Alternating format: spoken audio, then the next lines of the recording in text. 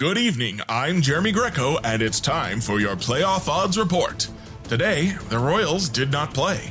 The Red Sox lost, and the Guardians are beating the Twins. The Royals are now 3 full games up in the final wildcard spot, about to be half a game behind the Twins for the second wildcard, and only 4 games behind the Guardians for the division lead. Before today's action, their Baseball Reference playoff odds were 68.4%. Also before today's action, their Baseball Prospectus playoff odds were 47.1%. And their Fangraphs playoff odds at time of recording are 63.2%, with a 49.2% chance to win a wildcard berth, second best in the American League. Their magic number is 43, and we now return you to your regularly scheduled Royals Rundown podcast. Good evening, everyone. Welcome to the Royals Rundown podcast presented by Royals Review. Thank you to that lovely voiced news reporter that we have. He just started popping up, and you know what? We're going to put you to work. So that's how it goes. If you just pop up on the podcast, you're going to get some work. Don't you worry about it. My name is Jacob Milham, joined this Sunday evening by Jeremy Greco. Jeremy, how are we feeling this weekend, man? Honestly, I'm feeling pretty good. I know it's really funny watching Royals fans right now. If you can divorce yourself from the situation a little bit of they were melting down Friday night. They were melting down early in Saturday's game. Let me tell y'all something. Okay, let's hear it. If the Royals are down by 2 or fewer runs before the end of the 6th inning, it is not yet time to panic. This team has been shut out 3-4 times all year long, and I don't have the numbers in front of me, but it hasn't been very many times that they've scored only 1 run either. So if they're only down 2-0, there's a very good chance that this game is far from over. It's far from decided where we're going to. Now, could they still lose? Absolutely, they could still lose. I mean, but they're not going to lose 2-0. They're going to lose, 8-5. So buckle your seatbelt and get ready for the rest of the baseball game. There have been very few bad baseball games to watch this year when it comes to the Kansas City Royals. There have been some bad losses. Don't get it twisted. But bad baseball games? Shoot, this team don't know how to play those. On Royals Review, we have this thing that we don't ever want to overuse. I know Matthew Lamar and I both like to do. I don't know if anyone else ever does it.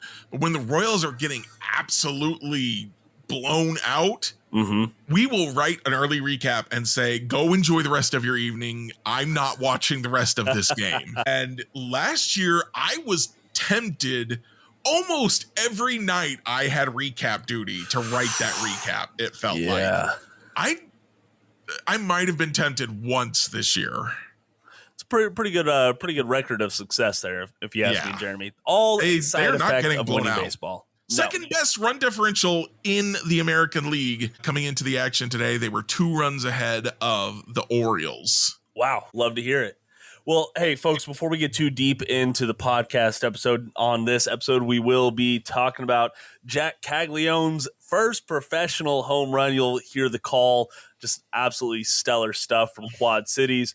Also, we have a couple of injury updates you need to be aware of. Plus, Salvy celebrates his MLB debut anniversary the only way he knows how. But you would have heard all about this earlier if you would just go check out RoyalsReview.com. A lot of great work going on over there. The rumblings, the game recaps, the game threads, all that and so much more over at RoyalsReview.com. Make sure you are the most educated Kansas City Royals fan you can be. So, Jeremy, like you said, or like the news reporter said, we don't have a Royals game today, but never fear, this is the last Sunday without a scheduled Royals game until the series finale. And the Royals still made headway in the wild card race. It's amazing on how both that works. The team behind them, and likely as the game is now 5-3 in the top of the 9th with the Guardians leading, likely the Twins are going to lose, so they're likely gaining ground on the team ahead of them too. Yes. And so tomorrow, or whenever you're listening to this, the Royals are heading up to Minneapolis. They have their series against the Minnesota Twins. We have, I think for probably about the past month and a half, we have picked one series or another between our recording time and said, this is the most important series of the year. So I don't want us to sit here and do that. Not this go around. It's not. It's starting to sound like a broken Red record. Sox series. Yeah. We've passed it. This is it an important series? Of course, every series is important, as manager Matt Quatraro would probably tell you. But yeah, it is an important series. But even if they get swept, like, they have put themselves in a very good position right now. Yes. Where even getting swept would, at worst case, result in them being, in a tie with the Red Sox for that final wild card spot, which they would lose in a tiebreaker, but with a month to play. Yep. And that is the worst case scenario. And you know what? I'm going to leave all the series preview stuff up to royalsreview.com because they have that before every series. You should go utilize it, see what matchups, what storylines you should be watching. I do want to throw out one little bit of preview, which is the Royals have their 3 best starters going again, thanks to the 2 Cardinals series. So we got Singer, Lugo, Reagans going in this series. And the only concern for me right there is that Lugo has not been good in his last few starts. He's got like a 4 or 5 something ERA. I looked it up at one point and I forgot.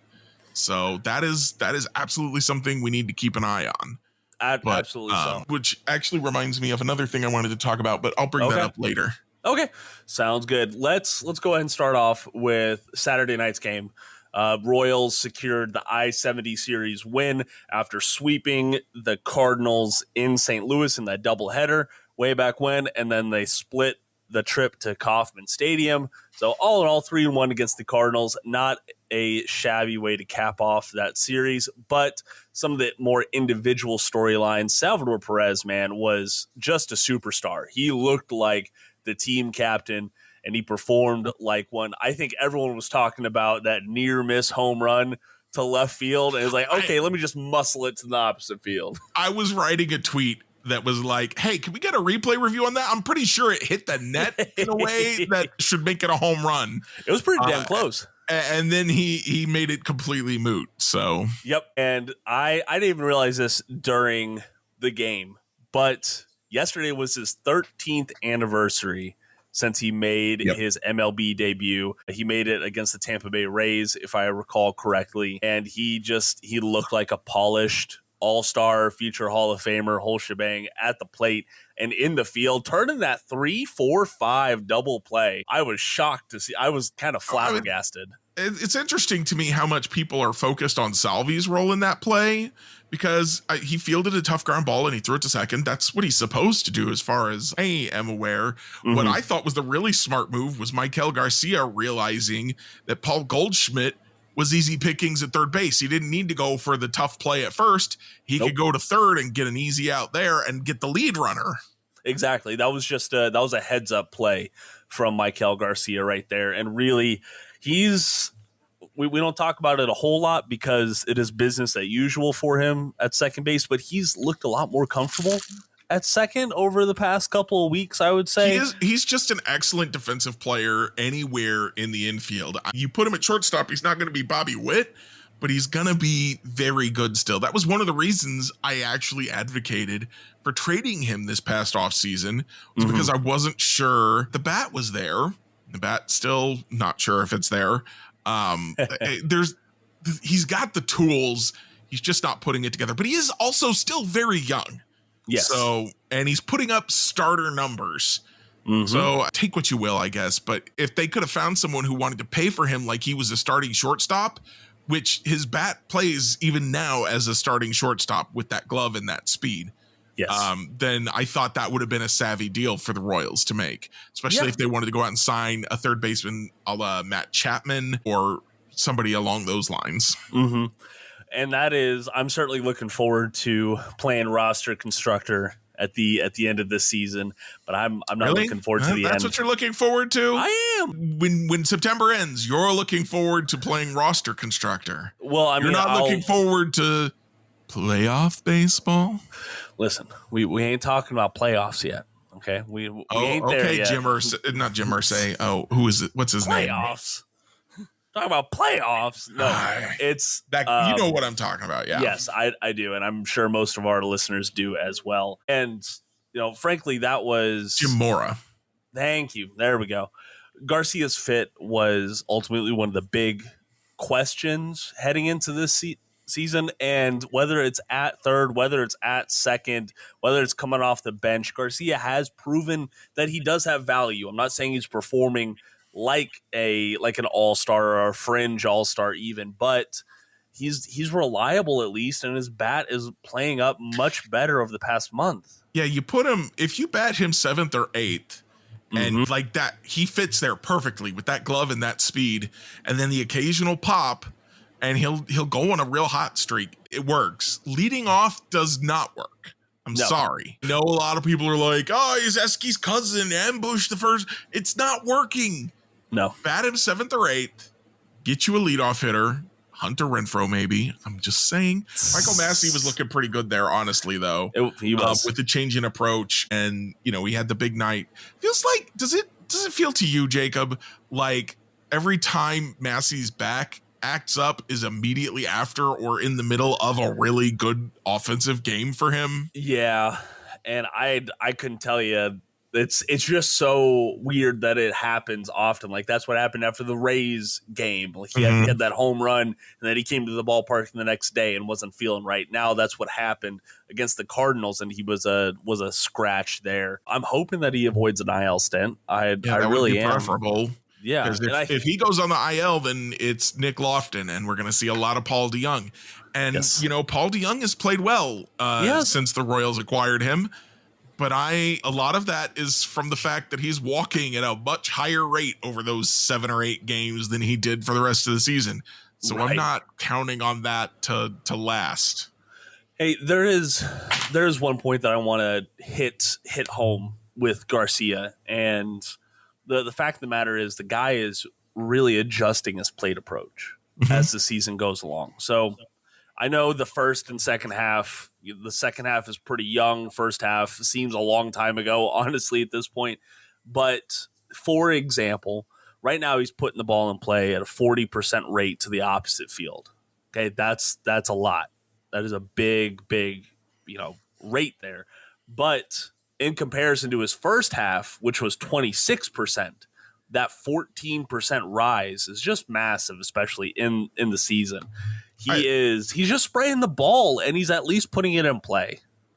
I have advocated multiple times for him to pull the ball more in the air. The problem Michael Garcia was having earlier this year, to my eye, was that he was hitting the ball the other way, but when he did, he was hitting it in the air and not particularly hard. Yeah. When he pulls the ball in the air, he hits it very hard, and he gets doubles, triples, home runs that way. What I see him doing now is not just hitting it the other way, but hitting it the other way on a low launch angle. Yes. Like a low line drive or a hard ground ball through the right side. And that will work. Yes. If he wants to hit the ball the other way and hard low, that's fine. It's when he hits it in the air the other way, he doesn't have the power to hit it out the opposite way. So his power is all pull power.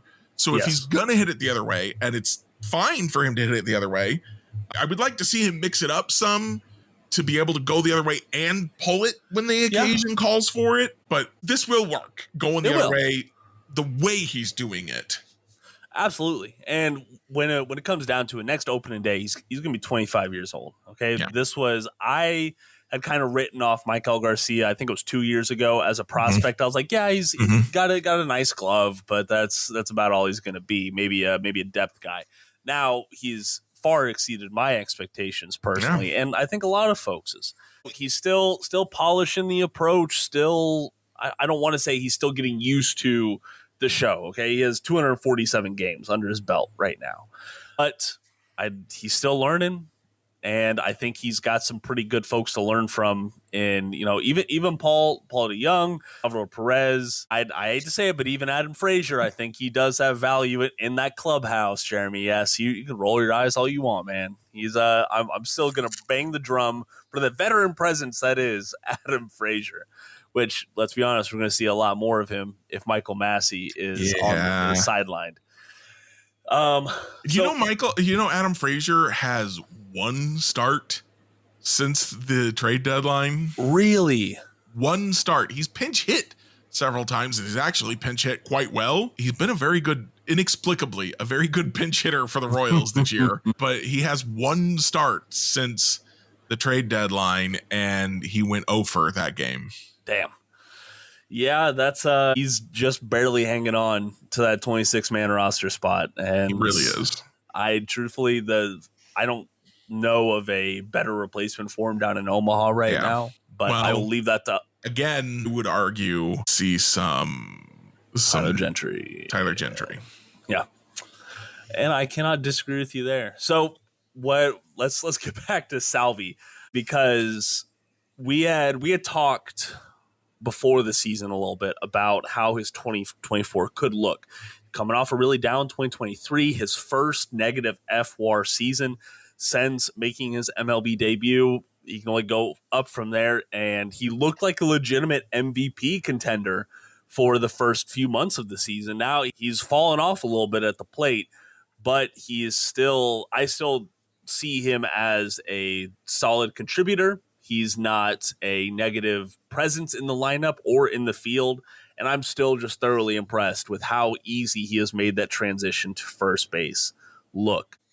Jeremy, I just want to know your thoughts on his season so far after just an amazing Saturday night performance from the veteran. So my big concern coming into the year was that he was going to be the same guy he was last year, and he was going to get left hitting third or fourth because he's the captain.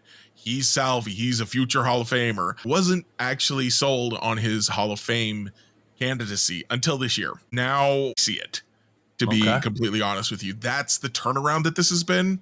And he started off very hot, and then he was cold for a while.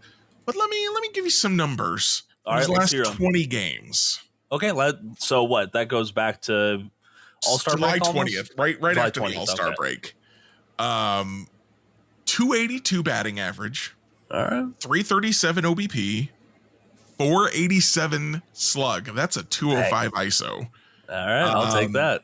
And a 123 WRC plus.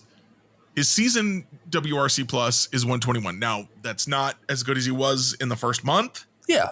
But it's good enough. That's fine. Good enough. You say, here's a catcher who's going to give you 121 WRC plus in the middle of your lineup. I think you take that. Oh, yeah, I would. I absolutely would. And he is like, I don't know all the numbers for him behind the dish. And I don't know how much of an impact it is, because frankly, he's been spreading the love between first base and DH and catcher. Like, kudos to Matt Quachero for doing that. We're seeing the effects of not having him catch 5 or 6 times a week. I've got another stat for you. All right, let's hear it. Fangraphs has a defense stat, which is kind of an aggregate of a bunch of different defense stats. Yeah. Last 3 years, starting in 2021, negative 12.6, negative 9.1, negative 8.6. Very, very bad numbers. Yeah. This year, 1.8. Okay. See? So I'll take that. He's not great, but he is approximately league average. And when you go from awful to league average, it's a huge boost. I.e. MJ Melendez. Yes. So I'll admit, I'm still not 100% on the Cooperstown train. I think he is on the right track, and I think he has an amazing shot, but I'm not going to crown him early. He gets one more World Series, he's a first ballot. That's what I'll tell you right now. Yeah. And without if that's where you're at with one more World Series, you're a first ballot guy, then maybe you're not a first ballot guy without that, but you're probably going to get in. Yep, and we all know the politics behind getting into the Hall of Fame. I think Salvador Perez has that likability. He's got the consistency of the home runs with the 20 plus home runs every year outside 2020 for 1, 2, 3, 4, 5, 6, 7, 8 years. Wow. Including 48 in 2021.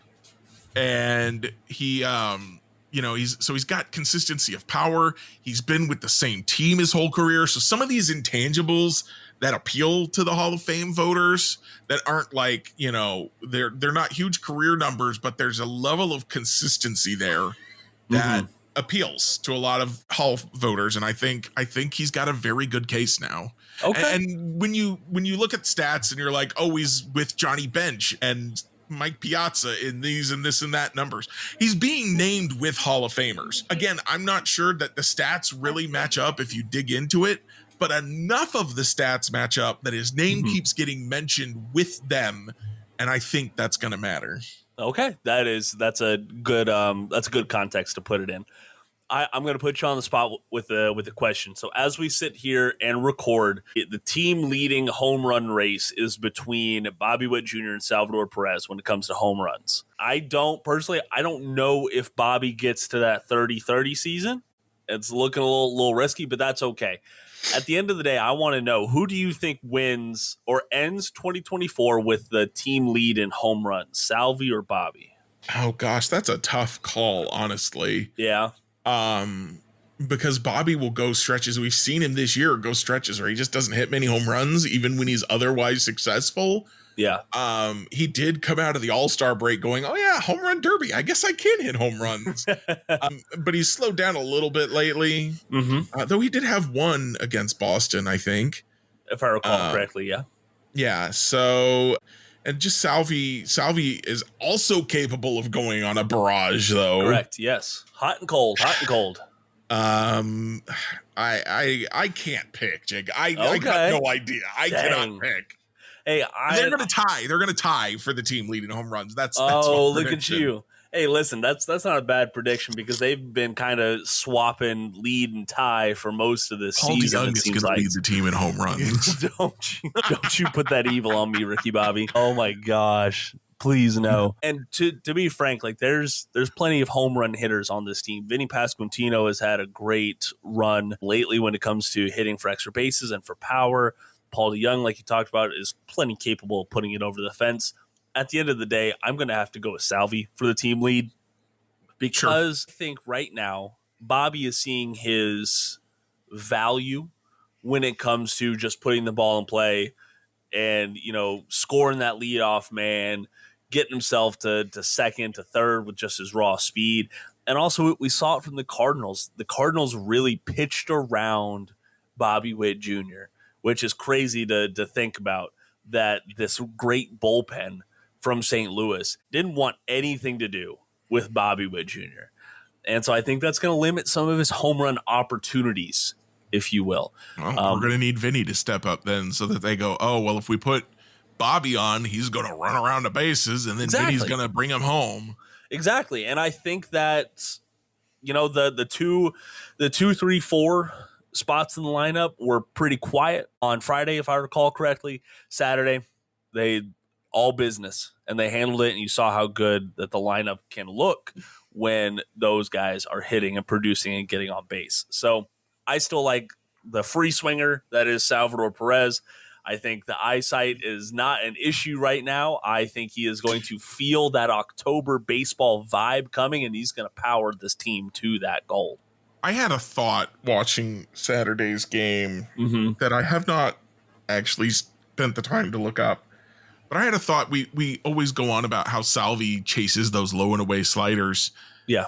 I think it might be because he wants to hit low and away. That's where he feels most comfortable swinging at pitches to begin with. And so you throw a slider low and away, it starts out looking like, oh, that's in my happy place. Because that home run he hit Saturday night was a fastball in that spot. Yeah. So just a thought I had. Well, I also think about it like this. This is a terrible comparison, but it's the truth. If you go watch back my playing log on MLB The Show, I am swinging away at those low and away sliders like nobody's business.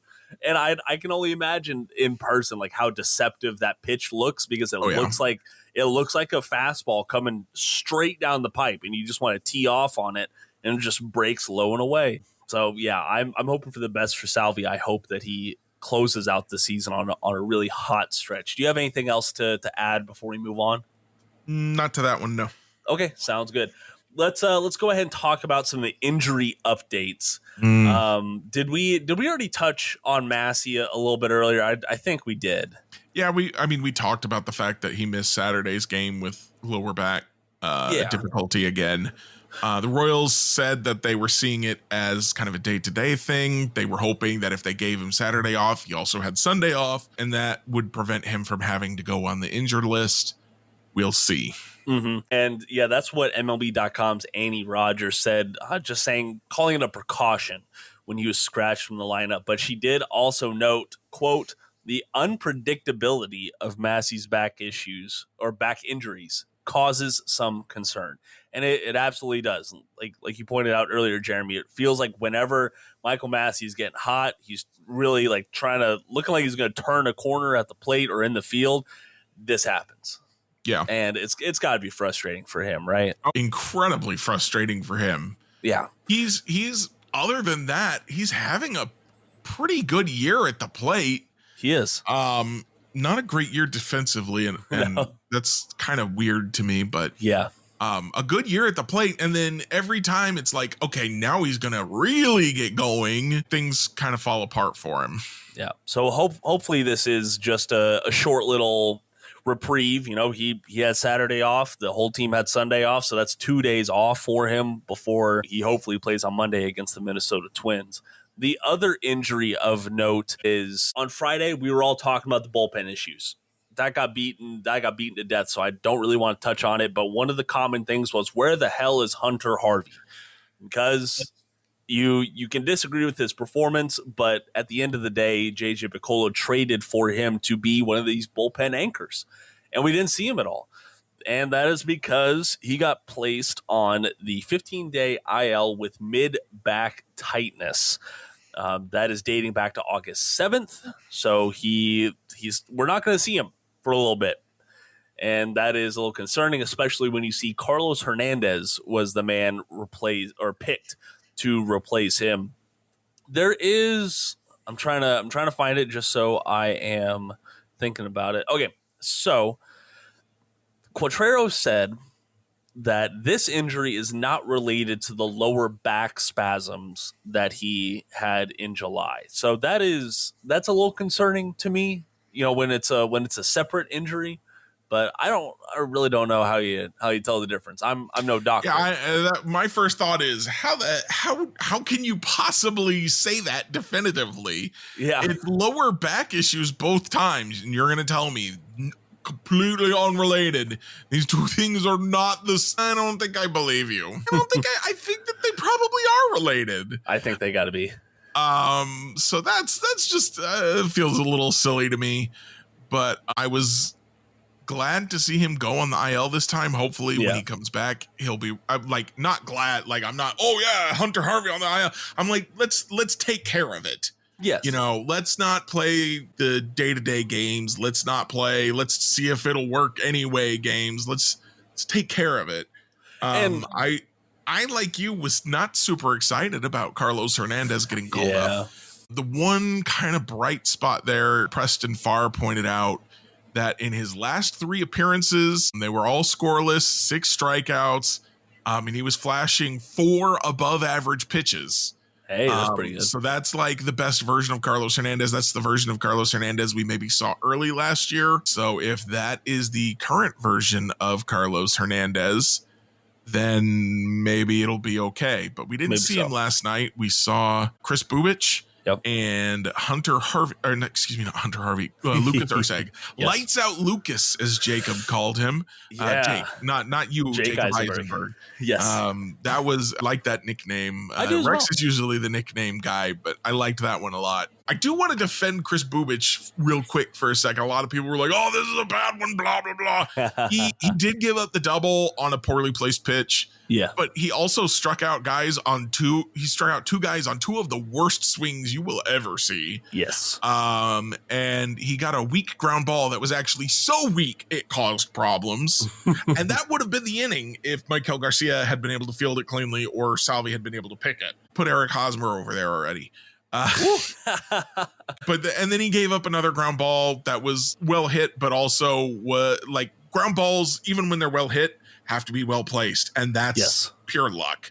So he gave up a run, but I don't blame him for that. It's just one of those things where the ball gets through sometimes. Yeah. I thought he had a very good outing, and I look forward to see more of him as we go on. That's not just my Bubic bias. He's living up to that. He looks like a solid reliever.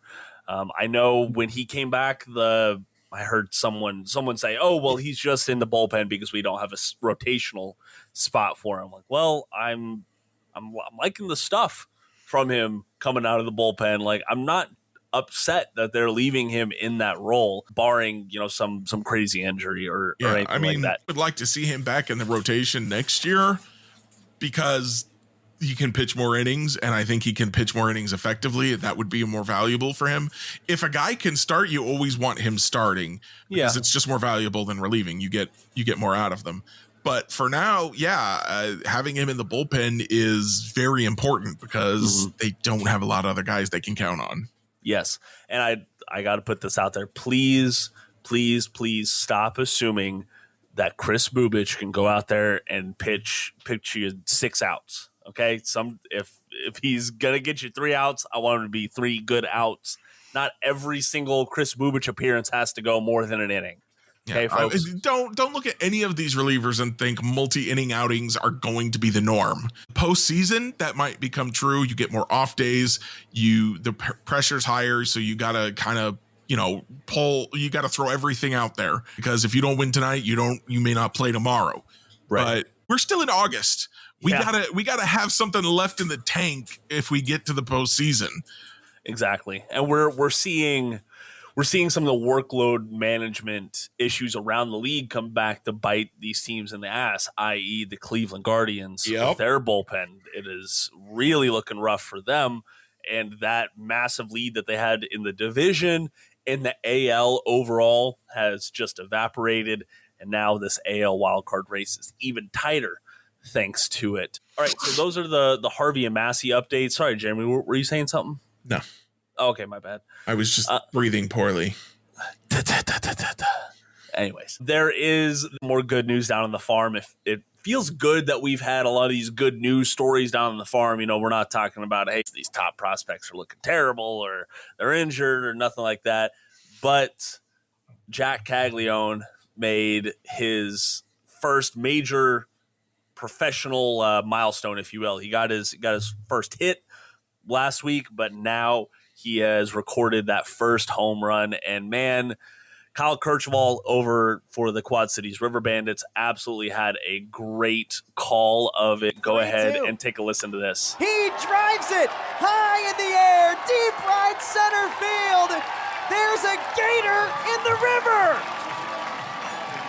Grand slam, Jac Caglianone. It's his first professional homer, and he'll take it. Infielder on the mound, baseball in the river. 3-2. Oh, sorry about that. Man, he knew that thing was gone, too. Yeah, he did. He really, really did. And first off, Jac Caglianone is just a massive human being. He really is. Even amongst other baseball players, he dwarfs a lot of other players. And that was an absolute moonshot. If you want to see the video, it's on Royals Review X, it's on Royals Rundown Podcast X, whole shebang. And we shared it over and over again because this is a big deal, I would say. Now, Jeremy, did you hear about the asterisk that people are putting on this? So, and I also heard what Jac Caglianone said was that he does not consider that his first professional home run because it was hit off of a position player pitching. Yes, it was. But he also gave the position player some kudos because he didn't have a whole lot of stuff in his pitching arsenal, of course, but he had a funky delivery that was causing him some issues. But at the end of the day, what the back of the baseball card will say is that is his first home run with the River Bandits. Hopefully we have a few more before their season ends. They're if you haven't tuned in for a minor league game this year, you should do so because their season ends a lot earlier than the MLB season. So in August. Yeah. That's what the September call-ups are all about. Exactly. So congratulations to Jack. Like I said, hopefully that is the first of many. Speaking of minor league home runs, though, I do want to shout out Blake Mitchell. Oh, yeah. Has hit 15 of those suckers so far this year. He's having a fantastic year after the Royals got roundly criticized for picking him last year. I'm just going to look up Kyle Teal's numbers because a lot of people wanted Teal instead. And I don't know, are his numbers better? His numbers are pretty good too. He's in AA. He's only hit 11 home runs in AA this year, but he's got a 140 WRC plus down there. So good. He's a little bit ahead. It might turn out that both of these guys are very good and you couldn't go wrong picking them. Again, Blake Mitchell's WRC plus 148 in high A. Dang. Or is that low A? That's low A. Low A. So, he's behind Kyle Teal, but also crushing the baseball. Yes. So that is, and at the end of the day, I'm not saying that this Royals farm system has turned it around overnight, but at the end of the day, ESPN.com they had them jumping up about 4 or 5 spots from their preseason ranking. They're still in the bottom 10, but much, much better. And then also I know Prospects Live had 3 different Royals in their top 100. 2 of them were catchers. You have Ramon Ramirez, Blake Mitchell, and Jac Caglianone, of course. So not saying it's fixed, but the Royals minor league system is trending in the right direction, which that's all I am asking for. Yeah, without I think that one way that you can really tell is that they're going to go from this year having 0 prospects in most top 100 lists to at least 2 in Caglianone and Mitchell in next year's lists. And Gavin Cross is probably going to be an honorable mention. Ben Kudrna might be an honorable mention. Chandler Champlain might be an honorable mention. Maybe so. So that is a lot of moving parts down there on the farm. So make sure you go follow RoyalsReview.com for any of the big developments in the minor league system. Jeremy, anything else Royals related before we get on out of here? Oh, Champlain's numbers are not as good as I thought they were. I wanted to mention a couple of players that I'm keeping an eye on. Hunter Renfroe. All right. Been very hot since June. I've been very apologetic and I'm a big fan of his now. Yeah. He went hitless on the homestand. Yeah. Did not walk, did not get a hit, struck out 6 times in 16 at bats. So not a good homestand for him. Hopefully he's going to bounce back as they head to Minnesota. He did get Saturday night off with Garrett Hampson getting his first appearance in right field this year, which means Garrett Hampson has now started at all 7 of the fielding positions, non-catcher, non-pitcher. So good for him, I guess. Yeah, and he had a decent night. Couple of balls that looked like they were for sure hits that he ended up getting robbed on, which sucked for him. Yeah. And another guy that I'm keeping an eye on is Michael Wacha. Michael Wacha? Michael Wacha. Okay. We got a lot of Michaels on this team right now. Suddenly lost my mind. I was like, that can't be his first name. It's got to be Matthew Wacha. And then I was like, that's not right. What is happening? That was the Cardinals pitcher. His first name was Matthew when they were facing off. But anyway, go ahead. So Michael Wacha, I wrote about this in yesterday's game thread and in the game recap. Every time I've watched him pitch since the All-Star break and thinking back to his numbers, I'm like, he's not been that great since the All-Star break. He's been very mediocre. And then I look at his numbers and he's got a sub 2.5 ERA. Yeah. And then last night I was like, I don't think he pitched that good. 7 innings, 2 runs, 7 strikeouts, 5 hits, 2 walks. That wasn't 5 hits, 2 walks. It was more walks than that, I think, but fewer hits. It added up to 7 total base runners, which is fine. I do not understand. Is that a thing that you feel when you think about Wacha, or is that just me? Yeah. No, we talk about this with relievers. Like all it takes is 1 or 2 bad performances early in the year, and they're constantly digging themselves out of that hole. Well, that still applied with Michael Wacha. He had a 3-start stretch there where he's like, should he be in the rotation? Is something wrong? It's like, should he be on the IL with a mystery injury? I don't know. But he's rebounded very, very nicely. I would say since June is about where he started this stretch of where, like, hey, he's not a Yep, exactly.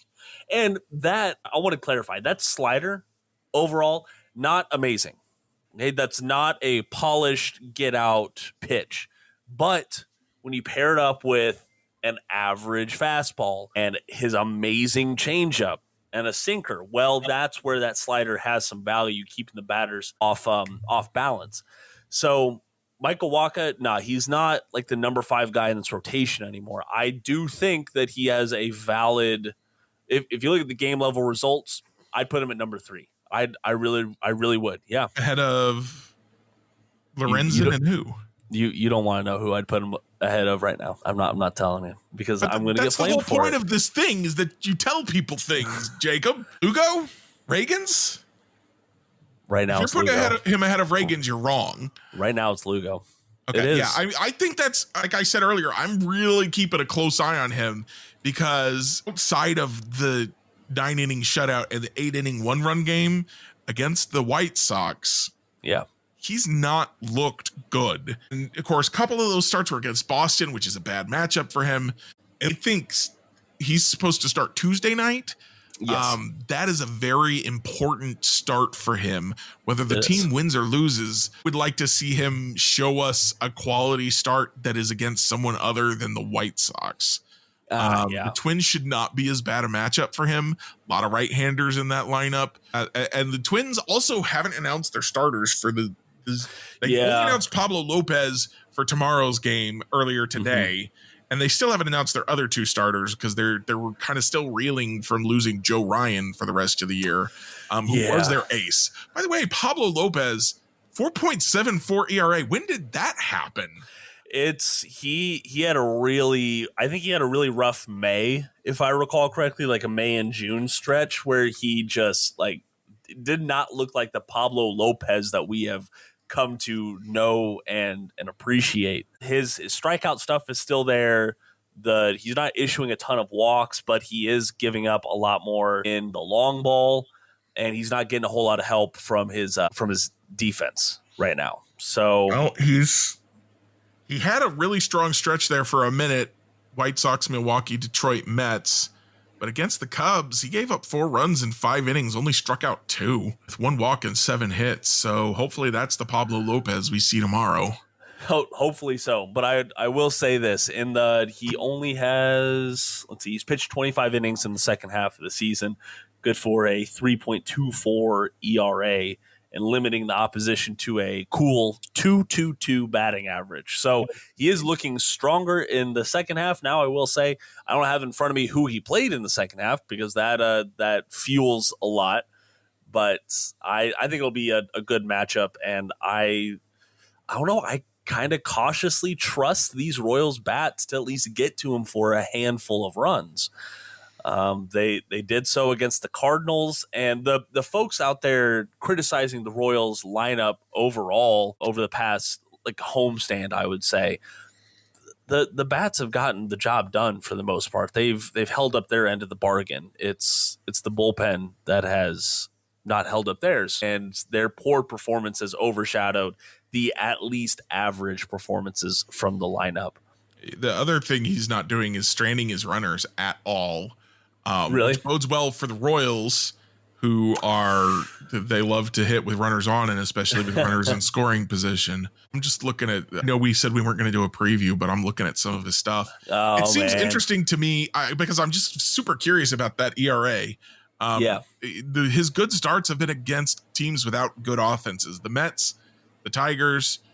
He did have a good start against the Brewers. They have a decent offense. The White Sox, Mariners are mostly competitors on their pitching, not their hitting. Best start was against Oakland, but when he faced the Rays, when he faced the Yankees, when he faced Houston, and when he faced the Cubs, teams with mediocre to good offenses, he did not pitch well.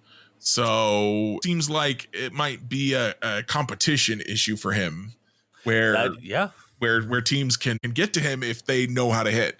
So hopefully the Royals will have a better appearance against him tomorrow than they did earlier this year. Hopefully so. Last point, he is actually worse at home right now. If you look at his ERA and his strikeouts, most of his major numbers are actually worse at home. So that should bode well for the Kansas City Royals. But like we said, if you want a full-blown series preview, we're just looking at Monday's game, all right? If you want to know all about the next 3 games that the Royals will have Monday, Tuesday, Wednesday, you need to go check out royalsreview.com for that series preview, because they have that series, then they have another off day, thankfully, and then they head to Cincinnati to face off against the Reds. It's just going to be an interesting series. It is. That is. Not sure. I'm not saying people are overlooking it, but the Reds are a okay team. Yeah, they're about They're 57 and 61 right now, so they're real close to being 500. That they are. So they have some very exciting players. It kind of depends on how hot they are when the Royals hit them, I think. Yes, but we will we'll know how much the Red series could affect things, of course, by our news reporter friend, who will be back on Wednesday, I am sure, to talk about where the Royals stand in the playoff standings. Jeremy, before we get to Royals review or reviews, anything else about the Royals you want to chat about? Nope, I think I got it. All right, sounds like a plan. So, hey, we're going to go ahead and do our Royals reviews. Jeremy, I do want to say this. I remember when we started doing this, very much it was just entertainment. It was an entertainment review. I do think that we have done a good job of diverging from that when appropriate. And as we've talked about, I think off air, it's really hard when the team is playing well to catch up on a lot of other entertainment. Baseball is 2 to 3 hours every night, and we're watching every game right now. So it's really hard to be like, yeah, I also watched 6 movies, and here's the best one. Yeah, that doesn't happen very often. But I'm gonna go even further out with my review this week. I saw this on X from a account called Tara K, and I'm just going to read this off to you. So it's a poster presentation from the Sabre conference that is going on up in somewhere up north. I want to say it's in Milwaukee right now, but it is Bailey Hall on leadoff singles versus leadoff walks. She's in high school, and it's the most popular presentation right now. Have you seen this? Have you seen this picture, Jeremy? I'm going to send it to you right now in Slack, because this is we can spout off numbers all we want, but there is a whole nother sect of baseball nerds out there making these numbers, making these assertions, and to see a high schooler do this. We're talking about the value of a leadoff single versus a leadoff walk, where it is or isn't valuable, starters versus relievers, whole shebang. This is great. This is awesome. I absolutely loved it. That sounds exciting. It is. It's in the minutia that is baseball, but it is very exciting. I retweeted it up on my Twitter and the Royals Rundown podcast Twitter. So go check it out. But Bailey, if you're for some reason listening right now, which I doubt it looks great. Keep up the great work, and this is awesome for Sabre. So Jeremy, on to you.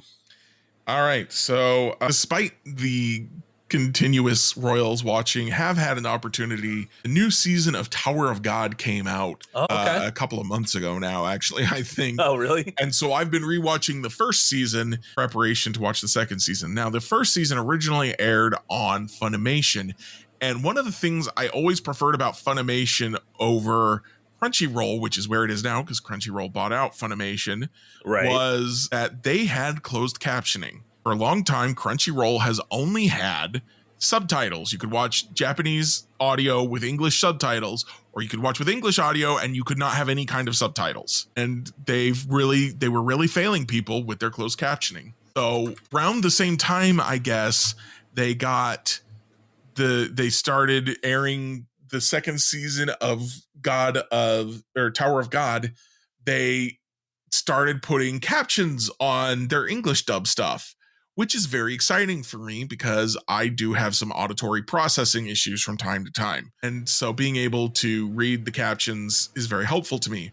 Unfortunately, Crunchyroll has decided to cheap out these captions, and they are doing AI produced captions with no editing, which means that the main character's name has not been spelled correctly even one time the entire first season of the anime.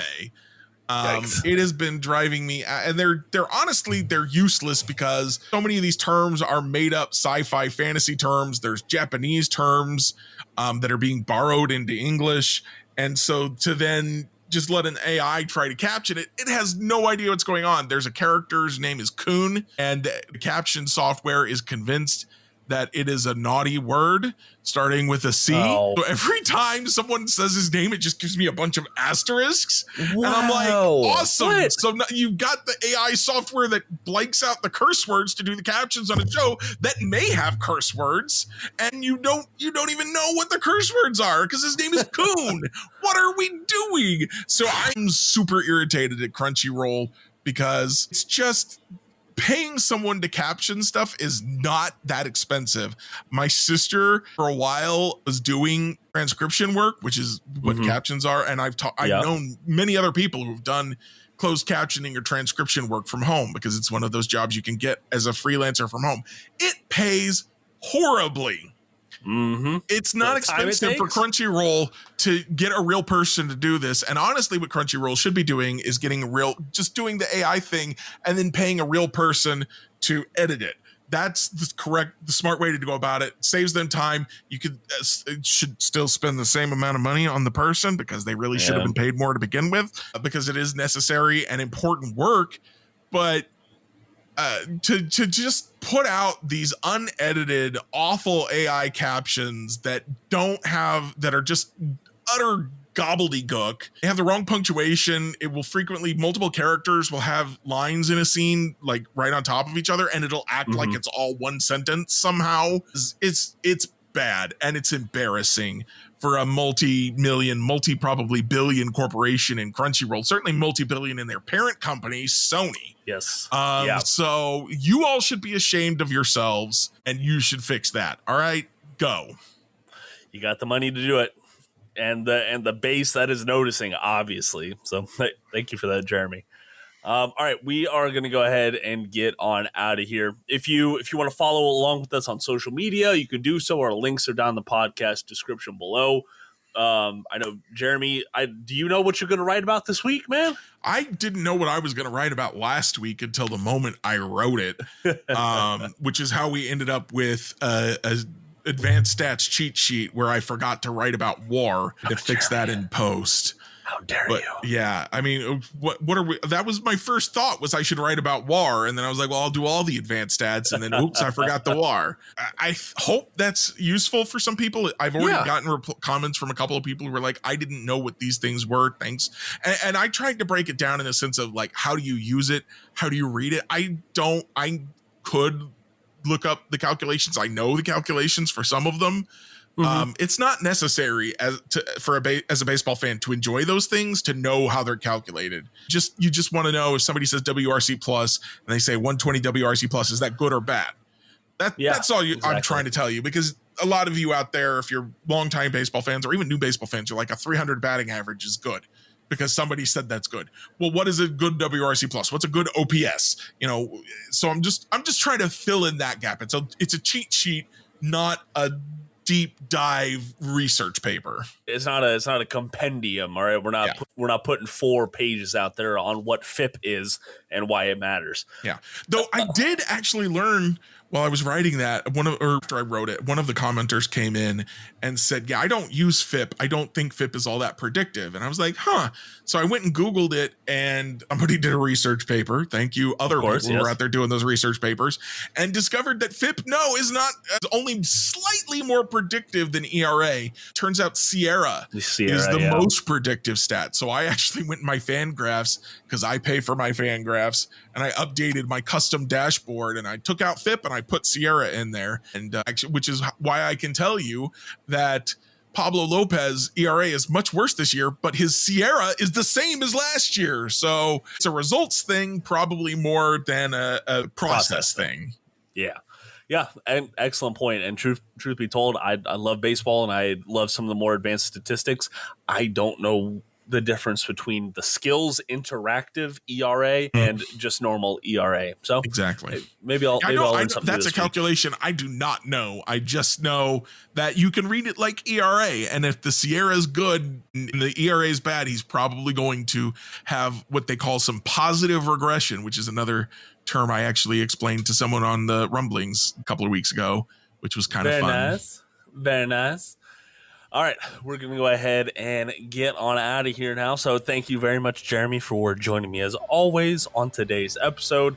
Make sure you follow along or subscribe to the podcast wherever you're listening. It really helps us grow, but also it ensures that you don't miss another episode of the Royals Rundown podcast. My name is Jake Milham. He is Jeremy Greco. Thank you very much for joining us this evening. And until next time, go Royals!